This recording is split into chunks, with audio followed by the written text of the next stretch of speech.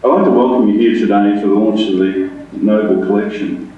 The collection is one of the most significant collections that's held by a library and tells the moving story of Robert Noble, a local boy who enlisted with the Australian Imperial Force in World War I and was killed on the Western Front of Belgium in 1917.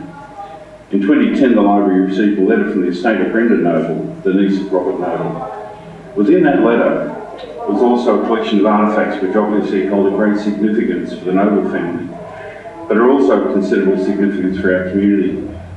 The collection includes Robert Noble's service medals, his photographs, and the letters sent to his family with the news of his death.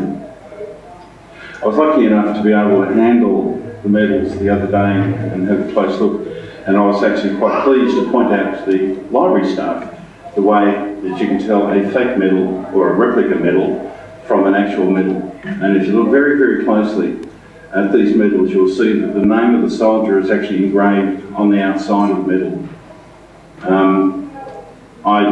My family lost my grandfather's medals, and I had to get replicas, and they haven't got his name engraved on them. But as I say, if you look very closely at the medals, you'll notice the name just on the outside. Robert Henry Noble enlisted in the 36th Battalion of the Australian Imperial Forces at the age of 24. And born in 1892, Robert grew up with his family in Belmore. The Australian Imperial Force had only been sent to the Western Front for 3 months before Robert enlisted. After a year of training in England, he was dispatched to Rouen in France in June of 1917. Only 4 months later, on the 12th of October, he was reported missing in action and later confirmed as having died from a shell at Passchendaele in the Third Battle of Ypres.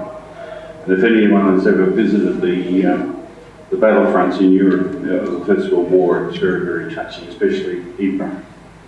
In these panels, which make up part of our collection, you can see the heartbreaking letter which the family received informing them of Robert's death.